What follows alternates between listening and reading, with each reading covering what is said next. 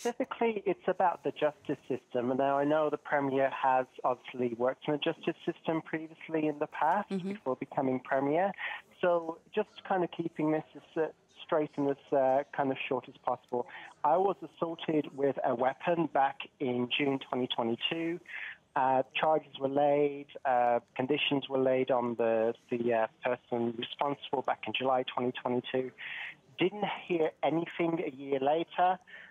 So then I'm actually in Vancouver Hastings. Nikki Sharma, the Attorney General, is my MLA. Tried to contact her back in July 2023 a few times, didn't get no response. Tried to email her, call her. And then I thought, okay, let me try and contact the Crown Prosecution Service directly, ask them what's going on. You know, it's been a year now. And then I think it was about back in August 2023, so like about 6 to 8 months later, I was then told by the prosecution service, oh, the charges have been stayed. I'm sorry I wasn't able to get to you. Sorry for the 2-month delay, but I've been sick and no one else has been able to handle my file.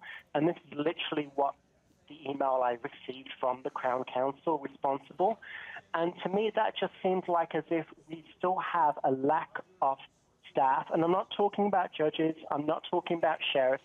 I'm talking about specifically Crown Counsel, law clerks in the justice system. There still seems to be not enough people working in that justice system in order to get these cases moving. Okay. So that's my question to you, David, is what are you going to do specifically in relation to the law clerks, Crown Counsel, to try and make sure that we have enough manpower within our justice system to make sure that these cases don't get stayed? Because as you know, last year there was a lot of controversy with some cases getting stayed because they went over that 18-month timeline. Right. Suki, I thank you for bringing that up, and David, I'll let you answer him. Yeah, thanks, Suki, for calling. What a terrible experience you had, starting from the assault and then I would say a second victimization by the justice system. You should never have had that experience. We have victim services, support workers that are there and should be supporting you through that process. And yes, there is a serious issue in the justice system with hitting those timelines for prosecution.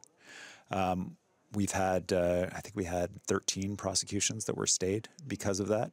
Ontario had more than 100, and 13 is too many. We're ensuring that the Crown Prosecution Service is fully staffed to make sure that they have the resources to take on these files, to address them properly.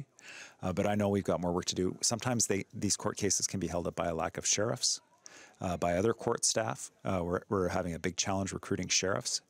And the resources are there, but like a number of employers in the province, having difficulty finding the workers. And so we're going to continue to do the work to make sure that that work is attractive for people, that they're interested in doing it, and supporting the justice system. Thanks for sharing your story, and I'm really sorry that happened to you.